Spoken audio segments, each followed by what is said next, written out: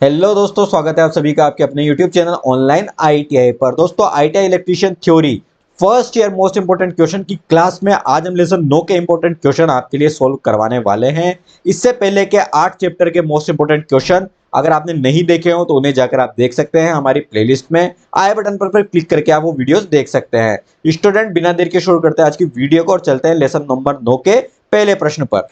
पहला प्रश्न है, वह विभव प्रवणता जो कि माध्यम को विदीर्ण कर दे खालिस्तान कहलाती है। जैसे एक चालक होता है, चालक के ऊपर जो आपने इंसुलेशन चढ़ा रखा है, इस प्रकार से जो इसका अचालक है, इसकी जो क्षमता है वो क्या कहलाती है, यह आपसे पूछा गया है। ऑप्शन आपको 4 दिए गए हैं। ए में प्रावैद्युतिक सामर्थ्य है, बी में बंधन ओरता और सी में है विभव प्रवणता और डी में है विशिष्ट परिणामक धारिता। तो इसके बारे में आपसे पूछा गया है कि जो इसकी क्षमता है वो क्या कहलाती है। ये कहलाती है प्रावैद्युतिक सामर्थ्य। तो ऑप्शन आपका ए सही है। दूसरा प्रश्न है आपका, दो संधारित्र, संधारित्र का मतलब होता है ये निम्न वाले कैपेसिटर जिनकी धारिता 3 माइक्रोफेराड व 6 माइक्रोफेराड है, श्रेणी में जोड़े गए हैं। आपने श्रेणी में इनको जोड़ दिया गया है, इनकी कुल धारिता का मान होगा। कुल धारिता आपसे पूछी गई है। तो यहाँ ये आपने दोनों को श्रेणी क्रम में जोड़ दिया गया। यहाँ C1 और ये C2 है। तो इनकी कुल धारिता निकालेंगे आप। तो सूत्र होता है CT बराबर C1 इंटू C2 बटा C1 प्लस C2।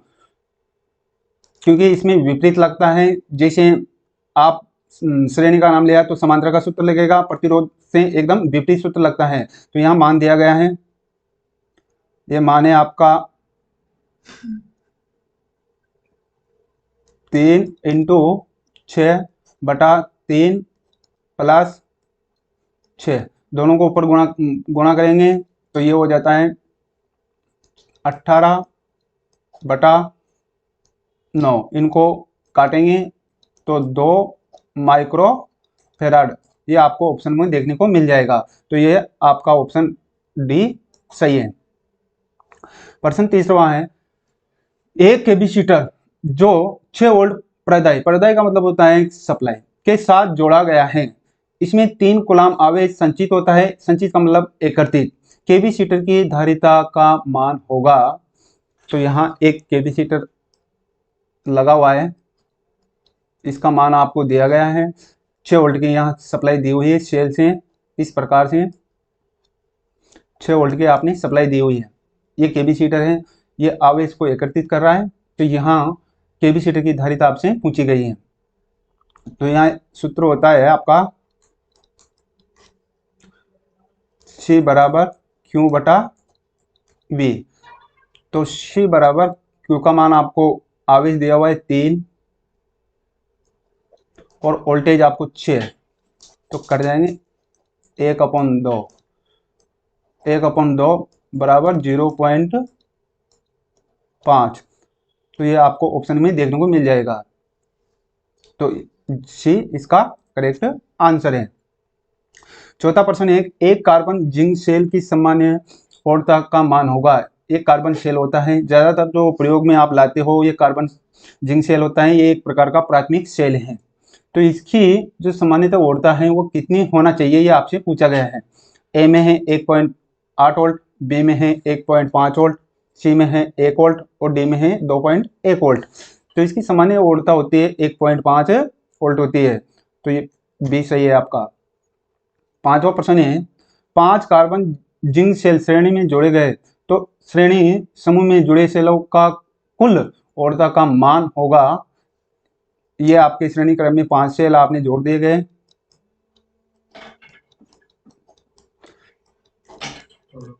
पांचों सेलों को आपने श्रेणी क्रम में कनेक्ट कर दिए।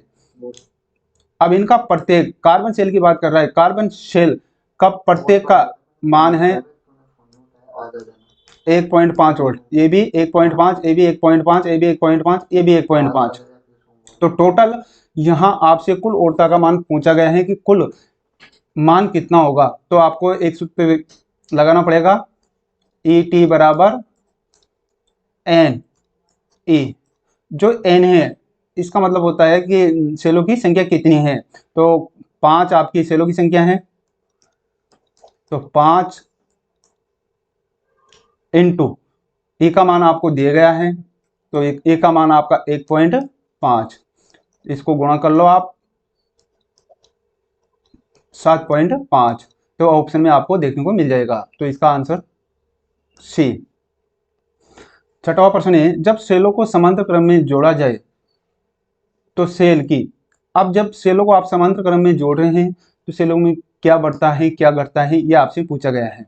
ए में औरता बढ़ती है, सी में है औरता घटती है, सी में है धारा क्षमता घटती है, और डी में है धारा क्षमता बढ़ती है। जब सेलों को आप समांतर क्रम में जोड़ रहे हैं हमेशा, तो धारा क्षमता उसकी बढ़ जाती है, तो आपका ऑप्शन डी सही रहेगा। सातवां प्रश्न है, प्राथमिक सेल में स्थानीय क्रिया रोकने के लिए जिंक पर पारे की परत चढ़ाई जाती है, इस क्रिया को कहते हैं। तो आपने देखा होगा कि सेल इस प्रकार से होता है, और सेल में 2 टर्मिनल होते हैं, एक प्लस वाला होता है, एक माइनस वाला होता है। प्लस वाला होता है इसे एनोड कहते हैं, और जो माइनस वाला होता है इसे कैथोड कहते हैं। अब जो जस्ते की जो टर्मिनल होता है इसमें स्थानीय क्रिया होती है, और जब स्थानीय क्रिया हो जाती है तो इसे रोकने के लिए आप पारे की परत चढ़ाते हैं, तो इस क्रिया को आप क्या कहते हैं, इसे कहते हैं अमलगमेशन। तो ये ऑप्शन ए में आपको नजर आ रहा होगा, तो अमलगमेशन इसका सही है। आठवां प्रश्न है, श्रेणी में जुड़े सेलों के टर्मिनलों के बीच जोड़ा जाता है खाली स्थान है। जब आप श्रेणी में सेलों को जोड़ देते हैं उनके बीच में आप इन क्या जोड़ा जाता है, ये आपसे पूछा गया है। ए में है भार प्रतिरोध, बी में है एम्पेयर मीटर, सी में है वाट मीटर, और डी में ओम मीटर। तो हमेशा भार प्रतिरोध हम जोड़ते हैं, तो ऑप्शन आपका ए सही है। नवा प्रश्न है, सांद्र गंधक का अम्ल से सीसा अम्ल बैटरी के लिए प्राय जो इलेक्ट्रोलाइट तैयार किया जाता है, इलेक्ट्रोलाइट का अपेक्षित घनत्व का मान होना चाहिए। अब इलेक्ट्रोलाइट क्या होता है, ये विद्युत अपघट्य में किस प्रकार इसका विलय होता है। बैटरी आपने देखी होगी, बैटरी के अंदर जो इलेक्ट्रोलाइट होता है जिसे आप H2SO के नाम H2SO4 के नाम से जानते हैं, H2SO4, इसका निर्माण किस प्रकार होता है, इसमें डिस्टिल वाटर होता है आपका, ए और तेजाब होता है, दोनों से मिलाकर H2SO4 बनता है। अब इनकी जो मात्रा होती है वो कितनी कितनी होती है, 3:1 में लिया जाता है। जैसे मान लो आपको 3 लीटर जल की आवश्यकता होती है, वहां 1 लीटर तेजाब आप डाल सकते हैं, दोनों से मिलाकर सल्फ्यूरिक अम्ल बनता है जिसे आप H2SO4 के नाम से जानते हैं। तब इसका बैटरी के अंदर डालते हैं, तब इसका हाइड्रोमीटर से आप इसका अपेक्षित घनत्व नापते हैं, तो ये कितना आना चाहिए ये आपसे पूछा गया है। अब हाइड्रोमीटर तीनों स्थितियों में होता है, चार्ज, डिस्चार्ज और अर्ध चार्ज। ए में है 1.15, बी में है 1.2, सी में है 1.25 और डी में है 1.3। तो बैटरी में हाइड्रोमीटर के द्वारा अपेक्षित घनत्व नापते हैं, चार्ज पूर्ण रूप से चार्ज है तो उसका जो मान आना चाहिए 1.25 आना चाहिए, ऑप्शन सी सही है। 10वां प्रश्न है, यदि सेलों के समूह से जुड़े भार प्रतिरोध का मान सेलों के कुल आंतरिक प्रतिरोध से काफी अधिक हो तो वह सेलों को जोड़ने का सही क्रम होगा। तो आपने देखा होगा कि सेल का जो आंतरिक प्रतिरोध होता है, आंतरिक प्रतिरोध क्या होता है, इसे सीमाकारी प्रतिरोध के नाम से भी जानते हैं। ये सेल होता है, सेल में 2 टर्मिनल होते हैं, एक प्लस और एक माइनस होता है।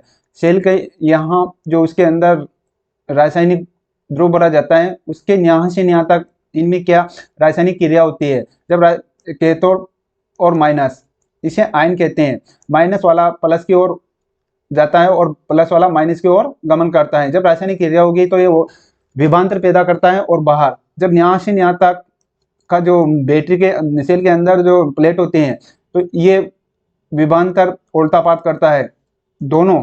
तो इसका जो यहाँ से यहाँ तक जो प्लेट होती है या टर्मिनल होता है, जो इसका जो प्रतिरोध है वो आंतरिक प्रतिरोध के अंतर्गत आता है जिसे आप सीमाकारी प्रतिरोध कहते हैं।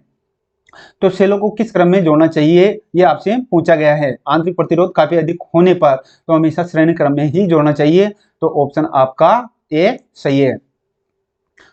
11वां प्रश्न है, लेड के साथ हाइड्रोजन गैस, लेड के साथ हाइड्रोजन गैस तो क्या बनाती है, ये आपसे पूछा गया है। खाली स्थान दिया हुआ है, तो ए में है कोई क्रिया नहीं करती है, बी में है पीबीएच बनाती है, सी में है निकिल लोहा सारे संचारक में, और डी में शुष्क सेल में। तो जब लेड के साथ हाइड्रोजन गैस करेंगे, क्योंकि लेड जो माइनस पर होते हैं और हाइड्रोजन जो गैस है प्लस वाली पर होती हैं, तो इसमें किसी प्रकार की क्रिया नहीं होगी, तो ऑप्शन आपका ए सही है।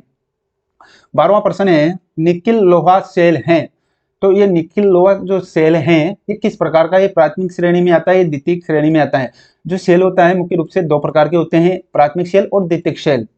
ए में शुष्क द्वितीयक सेल, गीला प्राथमिक सेल, और सी में है शुष्क प्राथमिक सेल, और डी में है गीला द्वितीयक सेल। तो यह गीला द्वितीयक सेल के अंतर्गत आता है, तो ऑप्शन आपका डी सही है। 13वां प्रश्न है 120 एम्पियर घंटा बैटरी 4 एम्पियर धारा लगभग खाली स्थान तक दे सकते हैं, कितने आपसे घंटे पूछा गया है। तो यहाँ जो आपके सूत्र होता है, तो बैटरी की जो क्षमता है हमेशा एम्पियर घंटे में नापी जाती है, तो क्षमता बराबर एम्पियर इंटू घंटा। तो यह आपसे यहाँ वही चीज पूछे, क्षमता दी हुई बैटरी की 120 बराबर धारा है 4 इंटू आपसे घंटा पूछा गया है, तो H बराबर 120/4, इनको काटेंगे तो 30 घंटा। तो ये ऑप्शन में आपको देखने को मिल जाएगा, तो ए इसका सही है।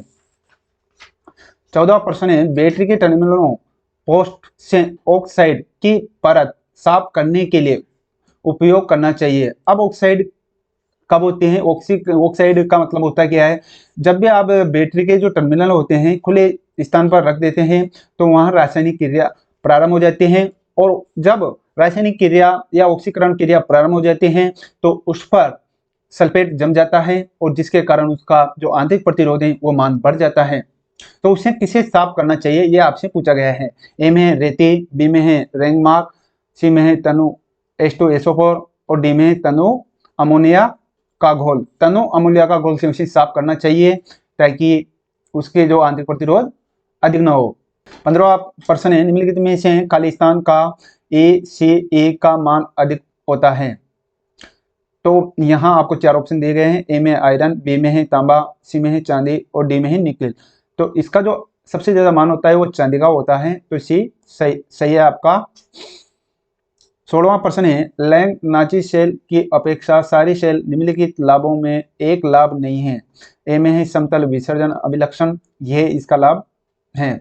निम्न ताप पर परिचालन, ये नहीं है। अधिक ऊर्जा इसका लाभ है, और दीर्घ आयु। तो इसमें से कौन सा लाभ नहीं है, ये आपसे पूछा गया है, तो बी निम्न ताप पर परिचालन नहीं किया जाता है, तो बी आपका सही है। 17वां प्रश्न है मर्क्यूरी यानी जो पारा होता है सेल की विद्युत वाहक बल का मान होता है। आपने देखा होगा कि जो सबसे छोटा सेल होता है मर्क्यूरी सेल होता है, इसी बटन सेल के नाम से भी जानते हैं। तो यहाँ आपको ऑप्शन 4 दिए गए हैं, इसके विद्युत वाहक बल का मान आपसे पूछा गया है। ए में है 2.6 वोल्ट, बी में 1.5 वोल्ट, सी में है 2.1 वोल्ट, और डी में है 1.8 वोल्ट। तो इसमें जो ऑप्शन है 1.5 वोल्ट सही है। 18वां प्रश्न है किसी बैटरी को कार्य में लेने से पूर्व चार्ज करने को कहते हैं। कार्य से पूर्व आपसे पूछा गया है, तो ए में है ताजगीपूर्ण चार्ज, बी में है अंतिम चार्ज, सी में है प्रारंभिक चार्ज, और डी में है नवजीवन। तो इसमें कार्य से पूर्व जब चार्ज करते हैं उसे ताजगीपूर्ण चार्ज कहते हैं। आपका 19वां प्रश्न है यह माना जाता है कि सेल का आंतरिक प्रतिरोध, जो आंतरिक प्रतिरोध है उसे आप किस प्रकार से जोड़ते हैं, ये आपसे पूछा गया है। ए में है भार के साथ समांतर में जुड़ा है, बी में है भार के साथ श्रेणी में जुड़ा है, सी में है भार में शक्ति खर्च करता है, और डी में भार में औरतापात करता है। तो आपका जो सही आंसर होगा भार के साथ श्रेणी में हमेशा जोड़ते हैं। 20वां प्रश्न है एक सेल में स्थानीय क्रिया, वही मैंने अपनी बताई है, पहले बता चुका हूं कि सेल में स्थानीय क्रिया दस्ते वाले टर्मिनल पर होती हैं, तो वह आपसे यहाँ खाली स्थान दिया हुआ है। सेल जब स्थानीय क्रिया होती है सेल पर क्या प्रभाव पड़ेगा ये आपसे पूछा गया है। ए में है सेल का जीवन घटाते हैं, बी में है सेल का जीवन बढ़ाते हैं, सी में है सेल का वोल्टेज बढ़ाते हैं और डी में है तापमान बढ़ाते हैं।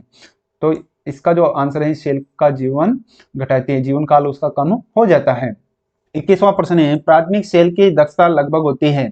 आपको ऑप्शन तैयार दिया हुआ है और दक्षता होती क्या है, दक्षता बराबर होती है, दक्षता बराबर इस प्रकार से इसका चिन्ह होता है, तो आउटपुट बटा इनपुट इंटू 100।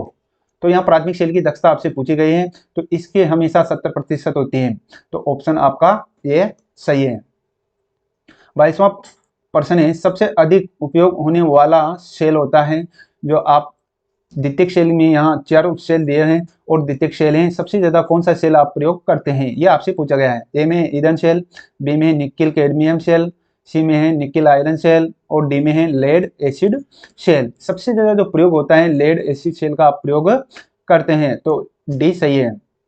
24वां प्रश्न है मोबाइल के अंदर बैटरी उपयोग होती है, जब आप मोबाइल यूज करते हैं उसके अंदर कौन सी बैटरी होती है ये आपसे पूछा गया है। ए में कार्बन जिंक, बी में है लिथियम आयरनिंग और सी में लेड एसिड और डी में निकिल आयरन। सबसे ज्यादा जो प्रयोग होती है बैटरी के अंदर वो लिथियम आयनिंग होती है, तो बी आपका सही है।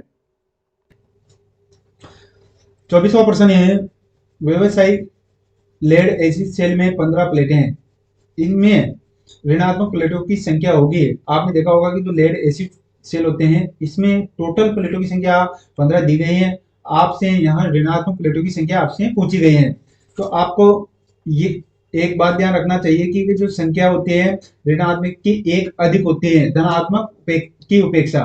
तो यहाँ जो 15 प्लेटें हैं ये धनात्मक और ये ऋणात्मक, तो ऋणात्मक की एक अधिक होगी तो ये हो जाएगी 8 और ये हो जाएगी 7, इनका योग करेंगे 15 हो रहा है, तो ऋणात्मक की प्लेटों की संख्या 8 है, तो यह ऑप्शन आपका ए सही है। 25वां प्रश्न है एक लेड एसिड सेल की धनात्मक प्लेटों का जीवन काल ऋणात्मक प्लेटों की अपेक्षा होता है, कम, अधिक या 3 गुना, आधा, जो भी है ये ऑप्शन में आपको दिया हुआ है, तो हमेशा यह आधा रह जाता है, तो ऑप्शन आपका ए सही, सी सही है। 26वां प्रश्न है एक लेड एसिड सेल की एम्पियर आवर दक्षता लगभग होती है। जो लेड एसिड सेल होता है ये द्वितीयक सेल के अंतर्गत आता है, तो यहाँ आपसे दक्षता पूछती है। तो ए में है 50%, बी में है 25%, सी में है 90% और डी में है 75%, तो इसकी लगभग 90% के आसपास होते हैं, तो ऑप्शन आपका सी सही है। 27वां प्रश्न है निकिल आयरन बैटरियों का उपयोग होता है। निकिल आयरन जो बैटरी हैं इसका प्रयोग कहाँ होता है, ये भी द्वितीयक सेल के अंतर्गत आता है। ए में है पनडुब्बियों में, बी में है कार इंजन को स्टार्ट करने में, सी में है अस्पताल के आपातकालीन सेवा में, डी में है रेलवे के अंदर ट्रेन लाइटिंग में। तो इसका जो प्रयोग होता है ये पनडुब्बियों में होता है, तो ऑप्शन ए आपका सही है। 28वां क्वेश्चन है निकिल कैडमियम सेल की चार्जिंग अवस्था की जांच निम्नलिखित में जांच से की जा सकती है। जो निकिल कैडमियम सेल है ये भी द्वितीयक सेल के अंतर्गत आता है, इसकी जांच आप किस प्रकार से करते हैं। ए में प्लेटों का रंग, बी में KOH का विशिष्ट घनत्व, सी में है सेल का EMF इलेक्ट्रोमोटिव फोर्स और डी में है उपयुक्त इसमें से कोई नहीं। जो इसकी जांच करेंगे सेल का विद्युतवाहक बल से हम जांच कर सकते हैं, तो ऑप्शन आपका सी सही है। 29वां प्रश्न है कार्बन जिंक सेल 6 सेल श्रेणी में जोड़े गए हैं, इनकी कुल आउटपुट वोल्टता होगी। ये आपने 6 सेलों को श्रेणी क्रम में जोड़ दिया, इस प्रकार से 6 सेलों को आपने श्रेणी क्रम में जोड़ दिया, तो कार्बन जिंक सेल की प्रत्येक सेल की जो वोल्टेज मान होता है 1.5 वोल्ट होता है। तो सेलों की संख्या आपको दी गई 6, तो यहाँ सूत्र होता है ET बराबर N इंटू E। जो N है ये सेलों की संख्या है, सेलों की संख्या आपको दी हुई है 6 और प्रत्येक का जो विद्युत वाहक बल का मान आपको दिया गया 1.5, तो इनको जब गुणा करेंगे तो 9 वोल्ट, तो ये ऑप्शन में आपको मिल जाएगा, तो सी सही है। अंतिम क्वेश्चन है, विद्युत विश्लेषण प्रक्रिया द्वारा जमा हुई मात्रा m की गणना करने के लिए किस सूत्र का प्रयोग करते हैं? ए में है m बराबर I इंटू टी, बी में है m बराबर z into I into t, c में है m बराबर z t बटा I और डी में है m बराबर I इंटू टी बटा z। तो इसमें जो प्रयोग सूत्र करते हैं m बराबर z into I into T, तो आपका ऑप्शन में बी में मिल रहा है, तो ये सही है। तो m का मतलब होता है यहाँ द्रव्यमान और z का मतलब होता है रासायनिक तुल्यांक, I का मतलब करंट, t का मतलब समय होता है। ठीक है। तो दोस्तों ये थे लेसन 9 के मोस्ट इंपोर्टेंट क्वेश्चन जो कि परीक्षा में आने के लिए बहुत ही इंपॉर्टेंट है। अगर वीडियो आपको अच्छा लगा तो इसे लाइक जरूर करना और आगे आने वाली इसी तरीके मोस्ट इंपोर्टेंट क्लासेस को देखने के लिए आप हमारे चैनल को सब्सक्राइब करके बेल आइकन जरूर दबाएं। तो स्टूडेंट मिलते हैं अगली वीडियो में, टेक केयर।